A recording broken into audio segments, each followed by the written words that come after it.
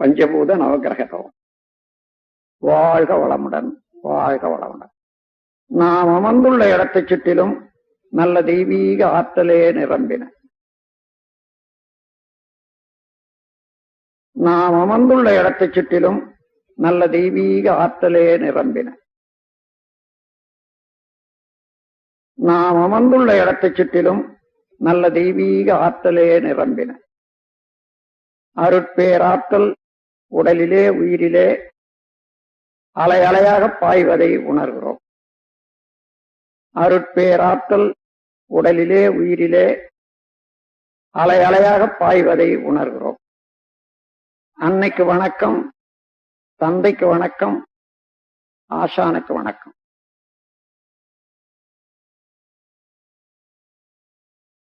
தவம் தொடங்குகிறோம். பஞ்சபூத நவகிரக தவம். பஞ்சபூதங்கள்ல பிருத்திவி, அப்பு, தேய், வாயு, ஆகாசம் என்று சொல்வார்கள். நிலம், நீர், நெருப்பு, காற்று, விண். இவற்றில ஐந்தாவது தத்துவமாகிய மண், நிலம், அதையே நாம் இப்பொழுது தவத்துக்கு எடுத்துக்கொள்றோம். நிலத்துக்கு அறிகுறியாக இந்த உலக உருண்டையே நாம் நினைவுபடுத்திக் கொள்வோம். இந்த உலக உருண்டை மிகப்பெரியது, 25,000 மைல் சுற்றளவு உடையது. மண்ணு, லோகங்கள், ரசாயனங்கள் இவற்றால் ஆனது. தன்னைத்தானே விரைவாக 1000 மைல் வேகத்துல மணிக்கு தன்னைத்தானே சுற்றி கொண்டிருப்பது. சூரியனை ஒரு நாள் ஒன்றுக்கு 16 லட்சம் மைல் சுற்றி வரக்கூடியது. இத்தகைய வியத்தகு கோள் இந்த நிலம், உலகம். அதனுடைய மேன்மையை மனவிரிவு கொண்டு மதித்து போற்றுவோம். அதனோடு ஒன்றி கலந்து உயிர் தொடர்பு பெறுவோம். இந்த பிரபஞ்ச பரிணாமத்துல இந்த நில உலகின் உற்பத்தி ரகசியத்தை உணர்ந்து கொள்வோம். இந்த நில உலகம் என்ற மண்ணாலும் மண்ணிலிருந்தும் இரவும் பகலும் எல்லா இடங்களிலும் எல்லா தொழில்களிலும் காப்பு பெறுவோம். மண்ணை பயனுள்ள முறையிலே வாழ்க்கையில பயன்படுத்திக் கொள்ளத்தக்க விஞ்ஞானத்தை வளர்த்துக் கொள்வோம். மண் என்ற நிலம் மீது, நில உருண்டை மீது மனம் செலுத்தி தவம் இயற்றுவோம்.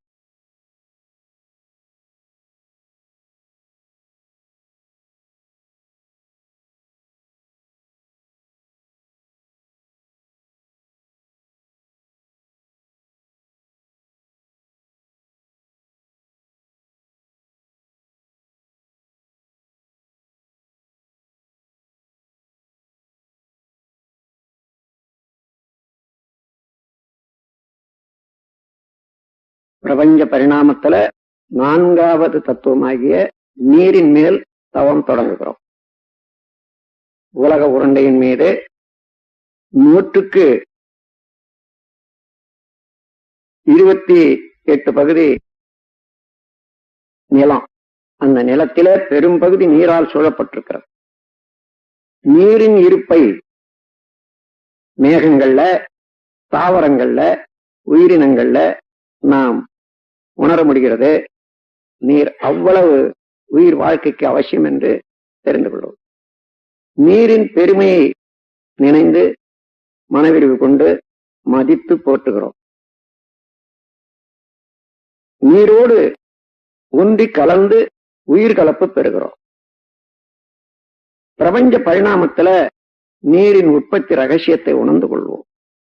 நீராலும் நீரிலிருந்தும் இரவும் பகலும் எல்லா தொழில்களிலும் எல்லா இடங்களிலும் காப்பு பெறுவோம். நீரை பயனுள்ள முறையிலே உபயோகித்துக் கொள்ளக்கூடிய விஞ்ஞானத்தை வளர்த்துக் கொள்வோம். நீரின் மேல் மனம் செலுத்தி தவம் இயற்றுவோம்.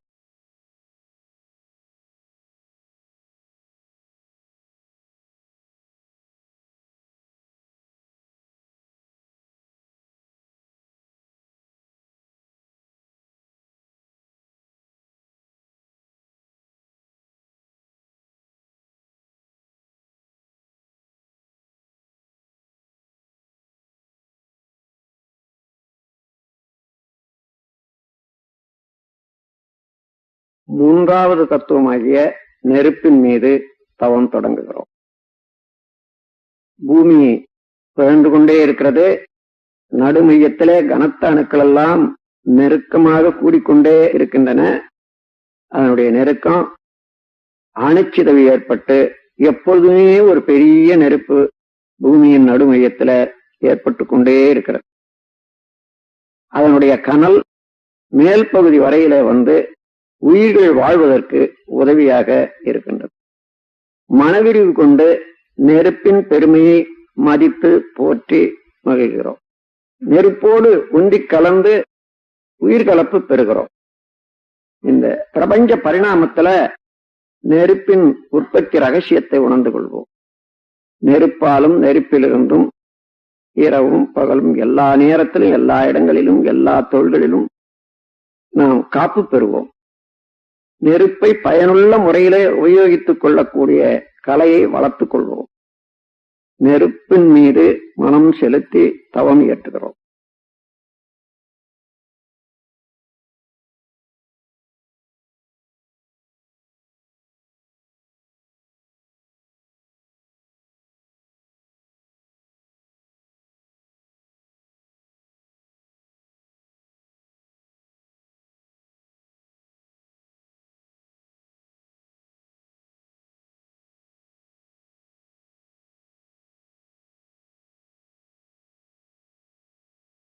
இரண்டாவது தத்துவமாகிய காற்றின் மீது தவம் தொடங்குகிறோம். இந்த நில உலகத்தின் மீது 10 மைல் வரையில அடர்த்தியாகவும் இன்னும் கொஞ்ச தூரம் லேசாகவும் காற்று கவசம் போல இருந்து இயங்கிக் கொண்டிருக்கிறது. காற்றுதான் எல்லா உயிர்களுக்கும் ஆக்கமும் ஊக்கமும் அளித்துக் கொண்டிருக்கின்றது. மனவிரிவு கொண்டு காற்றின் பெருமையை மதித்து போற்றுகிறோம். காற்றோடு உந்தி கலந்து உயிர்கலப்பு பெறுகிறோம். பிரபஞ்ச பரிணாமத்துல காற்றின் உற்பத்தி ரகசியத்தை உணர்ந்து கொள்வோம். காற்றாலும் காற்றிலிருந்தும் இரவும் பகலும் எல்லா நேரத்திலும் எல்லா இடங்களிலும் எல்லா தொழில்களிலும் காப்பு பெறுவோம். காற்றை பயனுள்ள முறையிலே உபயோகித்துக் கொள்ளக்கூடிய விஞ்ஞானத்தை வளர்த்துக் கொள்வோம். காற்றின் மீது மனம் செலுத்தி தவம் இயற்றுகிறோம்.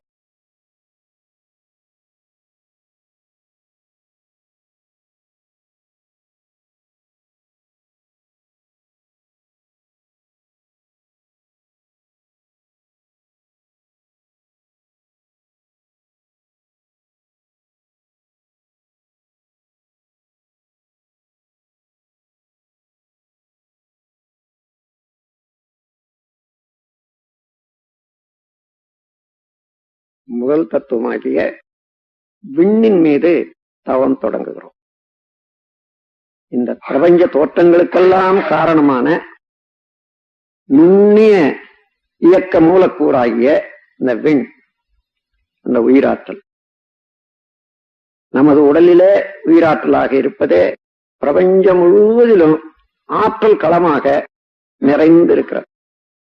அந்த விண்ணின் சேர்க்கைதான் மற்ற 4 பூதங்களும். விண்ணின் பெருமையை உணர்ந்து மதித்து போற்றுகிறோம். விண்ணோடு ஒன்றி கலந்து உயிர்கலப்பு பெறுகிறோம். பிரபஞ்ச பரிணாமத்துல விண்ணின் உற்பத்தி ரகசியத்தை உணர்ந்து கொள்வோம். விண்ணென்ற ஆகாச ஆற்றலாலும் அதிலிருந்தும் இரவும் பகலும் எல்லா நேரத்திலும் எல்லா இடங்களிலும் காப்பு பெறுவோம். விண்ணை பயனுள்ள முறையிலே உபயோகித்துக் கொள்ளக்கூடிய ஆற்றலை வளர்த்துக் கொள்வோம். விண்ணின் மீது மனம் செலுத்தி தவம் இயற்றுகிறோம். பிரபஞ்சம் முழுவதிலும் இருக்கக்கூடிய விண்கலத்தை, சக்தி களத்தை நோக்கி இந்த தவம் இயற்ற வேண்டும்.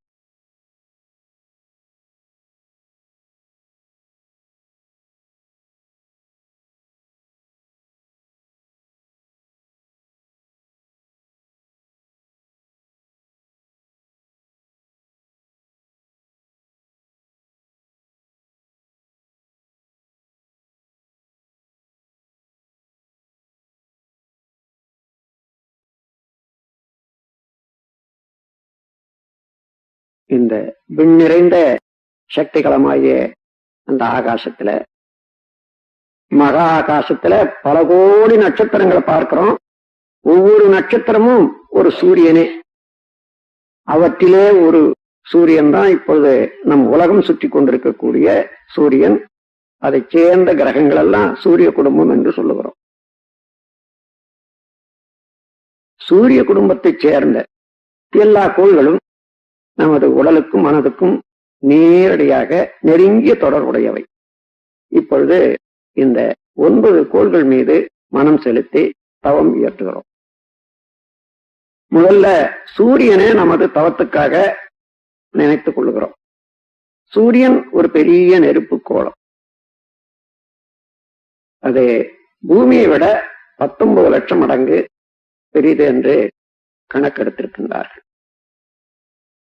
ஆரஞ்சு நிறமான கதிர்களை வீசிக்கொண்டு 25 நாட்களுக்கு ஒரு சுற்றும் தன்னைத்தானே முடித்துக் கொண்டு இயங்குவது சூரியன்.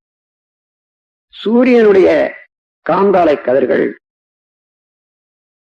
வாழ்க்கையிலே வெற்றி, அறிவு மேன்மை, கல்வி மேன்மை, வாழ்க்கை வளங்கள் அனைத்தும் அளிக்க வல்லது.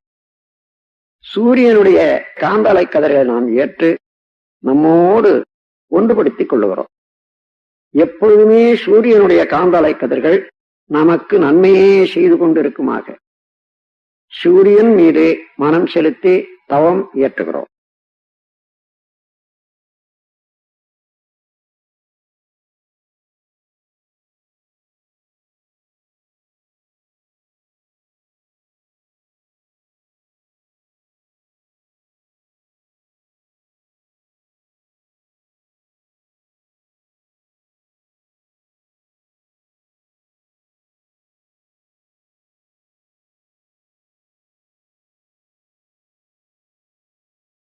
இப்பொழுது புதன் என்ற கோள் மீது தவம் தொடங்குகிறோம். சூரியனுக்கு அப்பால் 3 கோடி மைல் தொலைவில் இருந்து கொண்டு சூரியனை வலம் வந்து கொண்டிருப்பது புதன். பசுநிறமான கதிர்களை வீசிக்கொண்டு 88 நாட்களுக்கு ஒரு சுற்று முடித்துக் கொண்டிருப்பது புதன். புதனுடைய காந்தாலை கதிர்கள் அறிவு மேன்மை, வாழ்க்கை வளங்கள் அனைத்தும் அளிக்க வல்லது. புதனுடைய காந்தாலை கதிர்களை நாம் ஏற்று நம்மோடு ஒன்றுபடுத்திக் கொள்ளுகிறோம். எப்பொழுதுமே புதனுடைய காந்தாலை கதிர்கள் நமக்கு நன்மையே செய்து கொண்டிருக்குமாக புதன் என்ற கோள் மீது மனம் செலுத்தி தவம் இயற்றுகிறோம்.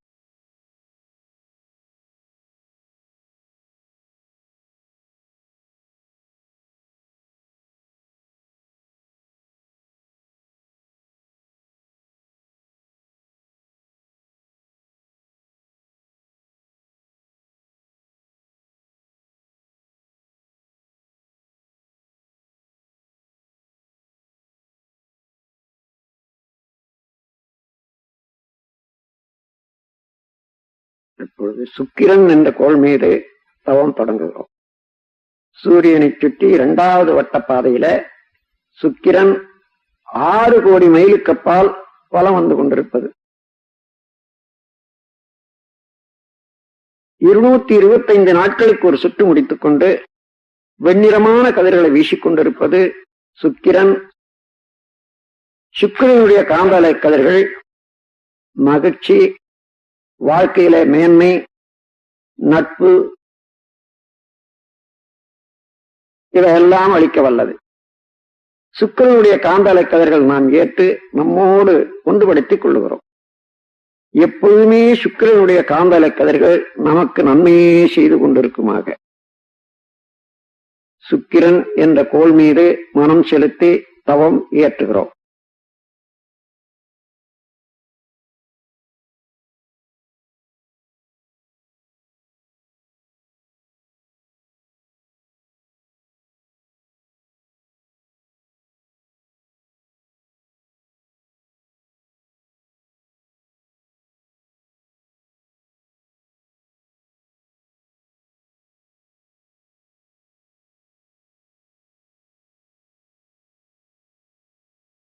பொழுது சந்திரன் என்ற கோள் மீது தவம் தொடங்குகிறோம். சூரியனில் இருந்து 3வது வட்ட பாதையில சுழன்று கொண்டிருப்பது, வலம் வந்து கொண்டிருப்பது நில உலகம். 9 கோடி மைலுக்கு அப்பால் அந்த நில உலகத்தை வலம் வந்து கொண்டிருப்பது சந்திரன் 2,30,030 மைலுக்கு அப்பால். 29 நாட்களுக்கு ஒரு சுற்று முடித்துக் கொண்டு வெண்ணிறமான கதிர்களை வீசிக்கொண்டிருப்பது சந்திரன். சந்திரனுடைய காந்தாலை கதிர்கள் நமது இரத்த ஓட்டத்திலே சீர்மை அமைப்பது, அறிவிலே மேன்மை தருவது, வாழ்க்கையில் வளம் தருவது. நாம் எப்பொழுதுமே சந்திரனுடைய காந்தலை கதிர்கள் நமக்கு இந்த நன்மைகளை எல்லாம் செய்து கொண்டே இருக்குமாக சந்திரன் மீது மனம் செலுத்தி தவம் இயற்றுகிறோம்.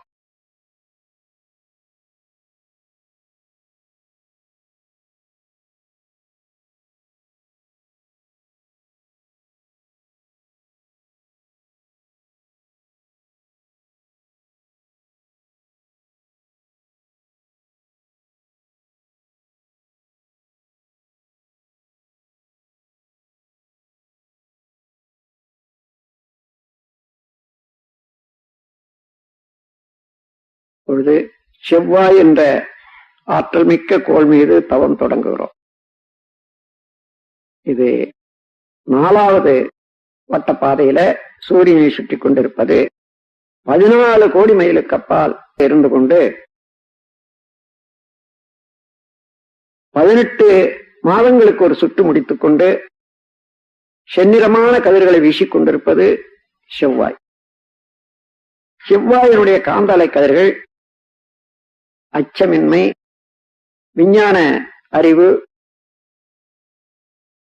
மெய்யறிவு, வாழ்க்கை வளங்கள் அனைத்தும் அளிக்க வல்லது. செவ்வாயினுடைய காந்தலை கதிர்களை நாம் ஏற்று நம்மோடு ஒன்றுபடுத்திக் கொள்ளுகிறோம். எப்பொழுதுமே செவ்வாயினுடைய காந்தலை கதிர்கள் நமக்கு நலமே செய்து கொண்டிருக்குமாக செவ்வாய் என்ற கோள் மீது மனம் செலுத்தி தவம் இயற்றுகிறோம்.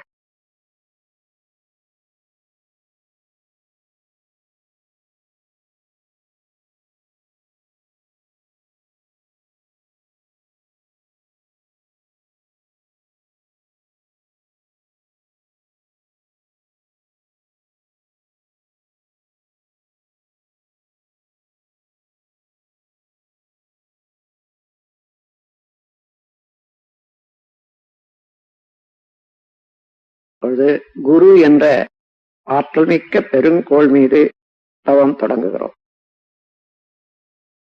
சூரியனில் இருந்து 48 கோடி மைலுக்கு அப்பால் வலம் வந்து கொண்டிருப்பது குரு. பொன்னிறமான கதிர்களை வீசிக்கொண்டு 12 ஆண்டுகளுக்கு ஒரு சுற்று முடித்துக் கொண்டிருப்பது குரு. குருவினுடைய காந்தலை கதிர்கள் மெய்யுணர்வு, வாழ்க்கை வளங்கள் அனைத்தும் அளிக்க வல்லது. குருவினுடைய காந்தாலை கதிர்களை நாம் ஏற்று நம்மோடு ஒன்றுபடுத்திக் கொள்ளுகிறோம். எப்பொழுதும் குருவினுடைய காந்தாலை கதிர்கள் நமக்கு நன்மையே செய்து கொண்டிருக்குமாக குரு என்ற கோள் மீது மனம் செலுத்தி தவம் இயற்றுகிறோம்.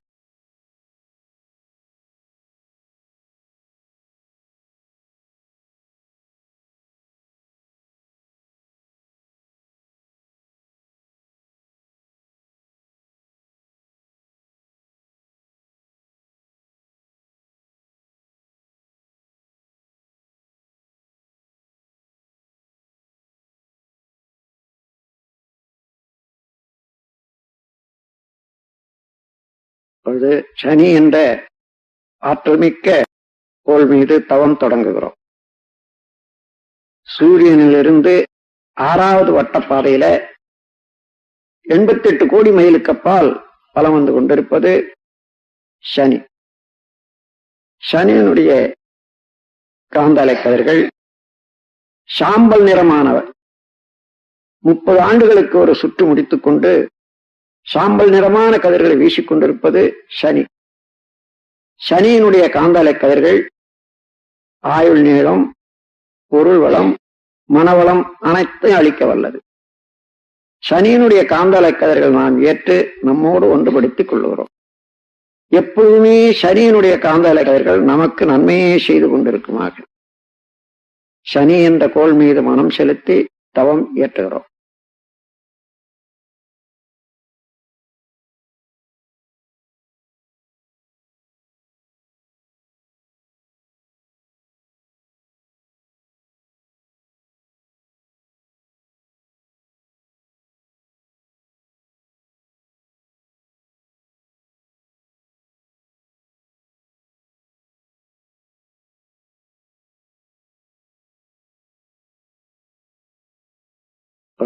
ராகு கேது என்னும் ஆற்றல்மிக்க காந்தாலை பாதைகள் மீது தவம் தொடங்குகிறோம். சூரியனின் நடுமையத்திலே அணுக்கள் செயலற்று நின்று விடுகிறது. அது சுத்த வெளியாகி பிரம்மமாக மாறிக்கொண்டிருக்கும் நிலை, அதுவே கரும்புள்ளி எனப்படுகிறது. அது மேலும் மிக மிக அங்கே நிற்க முடியாமல் பிரபஞ்சம் முழுவதும் ஒரு போன்று ஆரம்பித்து பிரபஞ்சமெல்லாம் கடந்து சுத்த வெளியோட கலந்து கொண்டிருக்கிறார். சூரியனின் இருபுறமும் இவ்வாறு எப்பொழுதும் இயங்கிக் கொண்டே இருக்கக்கூடிய பிளாக் ஹோல், கருநிறமான காந்தாலை பாதைகள், ஒரு புறம் கேது என்றும் ஒரு புறம் ராகு என்று சொல்லுகிறோம். ராகு கேது இரண்டுமே கருநிறமான அலைகளை வீசிக்கொண்டு இருப்பவை. ராகு கேது காந்தாலைகள் மெய்விளக்கம், வாழ்க்கை வளங்கள், உடல் நலம் அனைத்தும் அளிக்க வல்லவை. ராகு கேது காந்தாலைகளில் இருந்து நாம் ஆற்றலை பெற்று ஒன்றுபடுத்திக் கொள்ளுகிறோம். எப்பொழுதுமே ராகு கேது ஆற்றல்கள் நமக்கு நன்மையே செய்து கொண்டிருக்குமாக ராகு கேது என்னும் காந்தாலை பாதைகள் மீது மனம் செலுத்தி தவம் இயற்றுகிறோம்.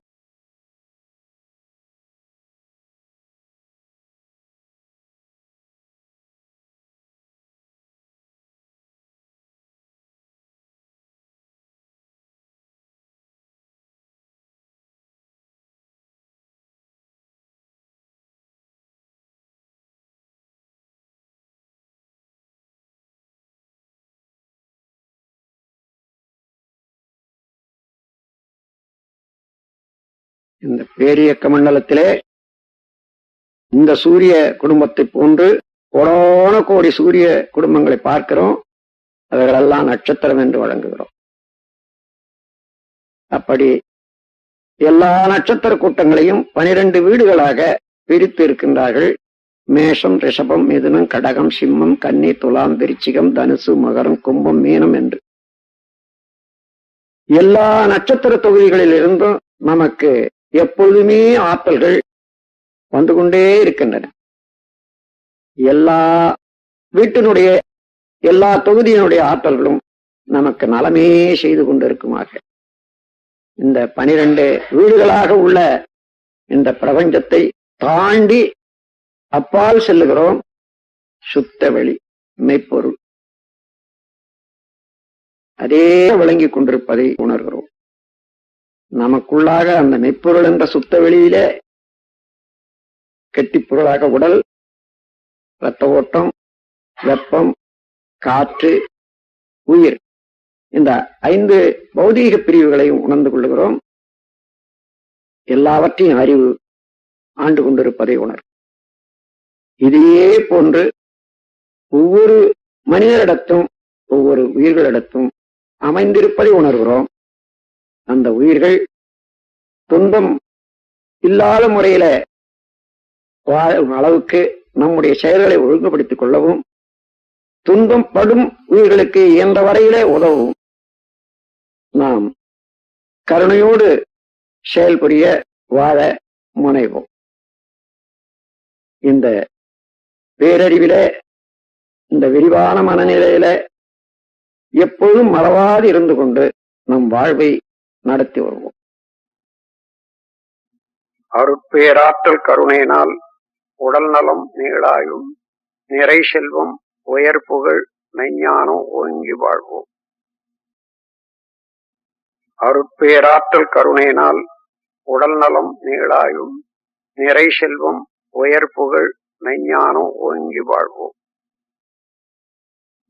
அருட்பேராற்றல் கருணையினால் உடல் நலம், நீளாயும், நிறை செல்வம், உயர் புகழ், மெஞ்ஞானம் ஓங்கி வாழ்வோம். வாழ்க்கை துணைவரை மனதில் நினைந்து வாழ்க வளமுடன் என்று வாழ்த்துவோம். மக்கட் செல்வங்களை வாழ்த்தி மகிழ்வோம்.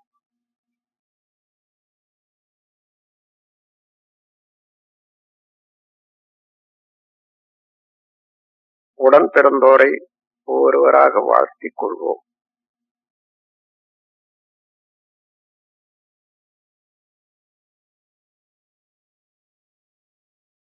நெருங்கிய நண்பர்களை வாழ்த்துவோம்.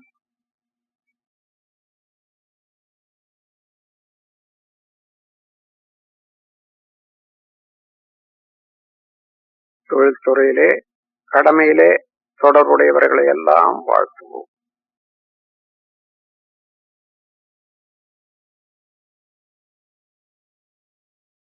இன்னல் புரிவோர், எதிரிகளாக நினைப்போர் இருந்தாலும் அவர்களையும் மனம் குளிர வாழ்த்துவோம்.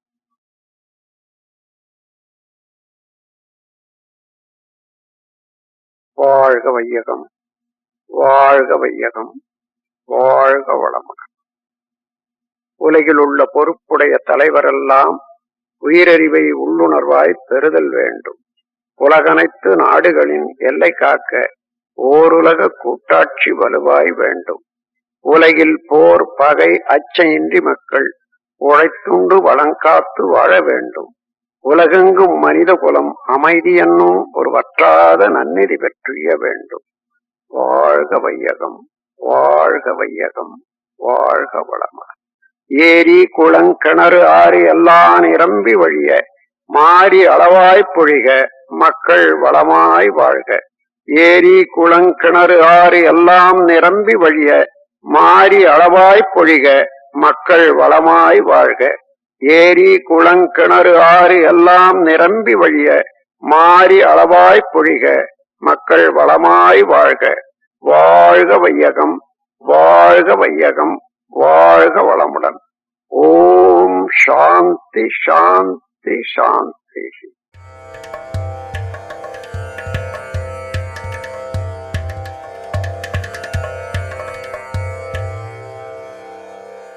அருட்தந்தை வேதாத்ரி மகரிஷி 19ஆம் நூற்றாண்டில் அவதரித்து 2 நூற்றாண்டுகளைக் கண்ட நிகரில்லா மகான்.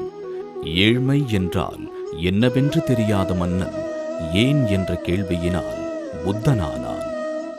ஏழ்மையில் பிறந்து ஏழ்மை ஏன் என்ற கேள்வியினால் வேதாத்ரி மகரிஷியானார். தான் கண்டுணர்ந்த தெளிவுற்ற ஞானத்தையும் வாழ்க்கையை சிறப்பாக வாழும் இரகசியங்களையும் நாம் அனைவரும் எளிதாக கற்று வாழ்வில் இன்புற்று வாழ வேண்டுமென மனவளக்கலை எனும் அற்புத கலையை பயிற்சி முறைகளாக வடிவமைத்து இப்பூ உலகிற்கு அர்ப்பணித்தார். மனவளக்கலை என்பது மனிதனை முழுமையான மனிதனாக்கும் கலை.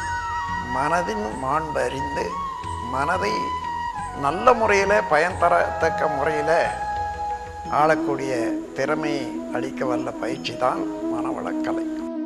எத்தனையோ மனிதர்களின் வாழ்வில் ஆனந்த தீபத்தை ஏற்றி வைத்துள்ளது மனவளக்கலை. ஆழியார் அறிவு திருக்கோயில் பசுமை எழில் கொஞ்சும் மலையடிவாரத்தில் உலக சரித்திரத்தில் முதல் முறையாக இங்குதான் அறிவுக்கென்று ஒரு கோயில் கட்டப்பட்டது. இவ்வதிசயத்தை நிகழ்த்தியவர் அருட்தந்தை வேதாத்ரி மகரிஷி. துன்பங்களை சந்தித்து விதியே என சிக்கித் தவிப்போருக்கு விதியை அறிவால் வெல்லும் வித்தையை கற்றுத்தருகிறது ஆழியார் அறிவு திருக்கோயில். ஆழியார் அறிவு திருக்கோயிலில் அடியெடுத்து வைத்தோர் வாழ்வின் பிரச்சனைகளை பக்குவமாகவும் தீர்க்கமாகவும் கையாண்டு மகிழ்வோடும் நிறைவோடும் வாழ்வது உறுதி. மனவளக்கலையில் கற்றுக் கொடுக்கப்படும் எளிய முறை உடற்பயிற்சிகள் நாள் முழுவதும் நம்மை சுறுசுறுப்புடனும் உற்சாகத்துடனும் வைத்திருக்கிறது. தீராத நோய்களுக்கு தீர்வாகவும் நோய்கள் வராமலும் தடுக்கிறது.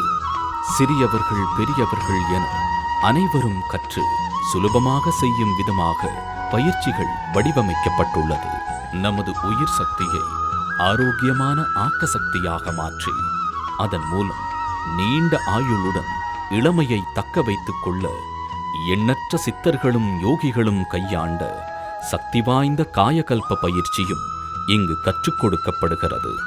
மனதை பக்குவப்படுத்தும் வித்தையை கற்றுக்கொண்டால் நாம் ஒவ்வொருவரும் அமைதியும் ஆனந்தமும் நிறைந்த வாழ்க்கையை வாழ முடியும். அதற்கான ஆழ்நிலை தியானங்கள் இங்கு கற்றுக் கொடுக்கப்படுகின்றன. கோபம் தவிர்த்தல், கவலை ஒழித்தல், பயம் போக்குதல், தன்னம்பிக்கை வளர்த்துக் கொள்ளுதல், பொருளாதாரத்தில் தொழில்துறையில் முன்னேற்றம் என கேட்பதெல்லாம் கொடுக்கும் கற்பக விருட்சம் அக்ஷய பாத்திரம் அருட்தந்தை வேதாத்ரி மகரிஷி அருளிய மனவளக்கலை. நமது ஆழியார் அறிவு திருக்கோயிலில் வெளியூர், வெளிமாநிலம் மற்றும் வெளிநாடுகளிலிருந்து வரும் அன்பர்கள் தங்கி பயிற்சி பெறும் வகையில் நவீன வசதிகளுடன் கூடிய சுகாதாரமான தங்குமறைகள், சுத்தமான முறையில் தயாரிக்கப்படும் ஆரோக்கியமான அறுசுவை உணவு, ஏசி வசதியுடன் கூடிய விசாலமான பயிற்சி அரங்கங்கள், இவை அனைத்தும் காற்றோட்டமான அமைதியான பசுமை நிறைந்த சூழலில் அமைந்துள்ளன. மனவளக்கலை பயிற்சியுடன் மலைப்பகுதிகளுக்கு ட்ரெக்கிங், போட்டிங், அருவிக்குளியல், பேட்டரி காரில் அறிவு திருக்கோயில் வளாகத்தை உலா வருதல், பண்பாட்டை திரும்பி பார்க்க வைக்கும் மாட்டுவண்டி பயணம் என வாழ்க்கையின் பரபரப்பான சூழலில் இருந்து விடுபட்டு தன்னை பற்றி கவனம் செலுத்த பொன்னான வாய்ப்பை ஏற்படுத்தி தருகிறது. செய்யும் தொழிலில் தனித்துவத்துடன் செயல்படவும் வாழ்வில் வெற்றி பெறவும் இப்பயிற்சிகள் உதவுகிறது. மேலும் அகத்தாய்வு பயிற்சிகள், பிரம்மஞான பயிற்சி, யோகா ஆசிரியர் பயிற்சி, அருட்தந்தை வேதாத்ரி மகரிஷியின் அன்பும் கருணையும் எப்போதும் ஆழியார் அறிவு திருக்கோயில் மூலமாகவும் உலக சமுதாய சேவா சங்கத்தின் மூலமாகவும் உலக மக்கள் அனைவருக்கும் சென்று சேர வேண்டும் என்ற நோக்கத்தில் அவருக்கு பின் உலக சமுதாய சேவா சங்கத்தின் பொறுப்பிற்கு தலைமையேற்று தன்னலமற்ற சேவையை குருவிற்கு தரும் தட்சணையாக செய்து வருகிறார் பத்மஸ்ரீ SKM மயிலானந்தன் அவர்கள். மனிதனை மாமனிதனாக, தெய்வீக மனிதனாக உயர்த்துகின்ற மனவளக்கலை பயிற்சிகளை கற்றுத்தரும் ஆழியார் அறிவு திருக்கோயிலுக்கு வாருங்கள். வாழ்வில் அன்பும் அமைதியும் ஆனந்தமும் காணுங்கள்.